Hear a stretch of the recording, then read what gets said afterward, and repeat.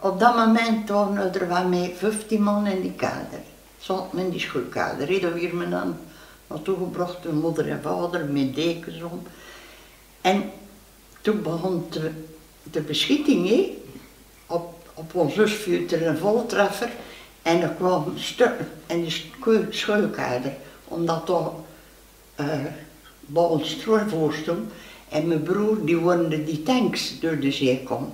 En die zeiden tegen elkaar, als het licht is, dan gaan we gaan kijken, hoor. Door de kreken zo. Maar ja, dat was niet meer nodig. Die van mijn oude broer zei toen ze waren hond, hè. Dat stuk en ze straat. Dus we moesten die schuilkader uit, want er kon geen meisje meer, die kon geen adem meer krijgen. Hè. Dus uit die schuilkader, de dik over en de sloten naar Boerscheen. Door de sloten helemaal naar Scheen.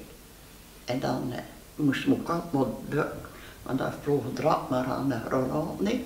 Want die zaten hier op de kaaien, Duitse. Dat stond ook dat kanaal. Dus die schoot maar op die Canadezen, hè. Ja. Dus dat ben ik dan in de schuilkader gebracht. Maar ja, daar kwamen dan ook voltreffers op. Ja. En dan heb je je broer meegenomen? Mijn broer, die was allemaal begeleid door mijn vader en moeder. Ja, die kon ze haar niet. En bij schelen kost hij ook niet in de kader, want dan zat hij in de kamer samen met Piet Verdun. En dan vielen er daar 2 voltreffers op en dan ben die ook weer zo rond. Mijn broer aan zijn knie en de vrouw Verdun aan de borst. In de long, nee, het bloed kwam in de mond.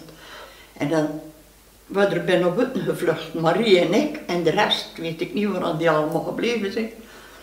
En dan achter een noodfem, en dan lag mijn broer daar ook weer, dus ik, ja, zo verschrikkelijk wat hij allemaal meemaakt in de oorlog. En dan ben we uiteindelijk, en dan viel er af, maar waar je kan, viel er 5.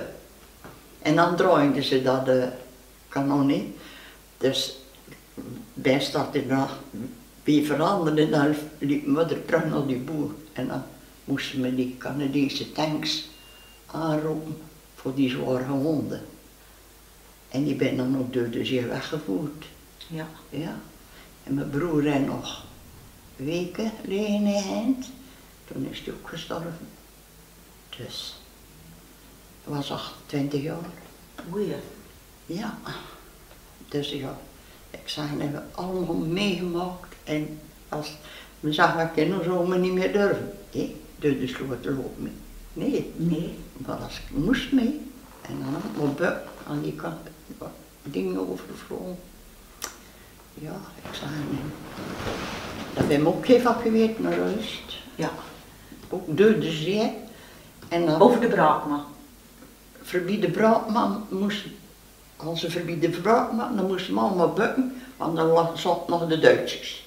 Die schoten nog op die BV-tanks, of hoe noemen ze dat? Ja. Ja. Ze hadden, En als je helemaal de Braakman over waren? voorbij, dan werd je gelost aan de knol. Ja. Aan de knol. En dan werden we naar huis vervoerd. Ja, maar dat was al bevrijd toen? Dat was al bevrijd, hè. Alleen de Braakman zat nog de ding, hè. Er zat nog Duitsers. Daar zaten de Duitsers nog en die schoten nog op ons.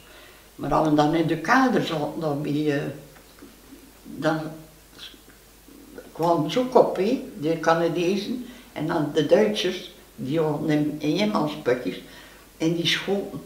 Aan de voorkant stonden de Duitsers en aan de achterkant de Canadezen. Schoten ze op elkaar. En we zaten dan in de schuilkader. Ja. Ja, dat was zo boerus, dus dat was een dikke muur, niet. En dan had men aan de geweer door de raampjes van de kader, moest men nog heel aan de roepen. Ja, want die versmetters toen doodgeschoten daar, hè. Die woonden daar aan nummer 7. En omdat die niks zei, die bleef met zijn handen onder zijn hoofd. En dan dachten ze dat misschien een Duitser of een Canadees was. Ja, een Duitser denk ik. Ja. Dan moest nog maar aan handeren. Dat weet ik nog, als kind. Ja.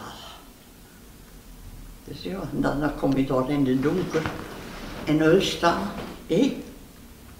Uitvallen, want natuurlijk, die kennen die straat niet. En dan ik weet, Stien en Camilla, die waren er ook bij, maar dat weet ik niet meer. Die heb ik Ja, die nergens gezien, zeg dat is maar. ergens. Ja. En ze raar en Han. En toch moeten die ook allemaal in die kader gezeten. Hè. Dus, ja. Ik zei, ja, het was, ja,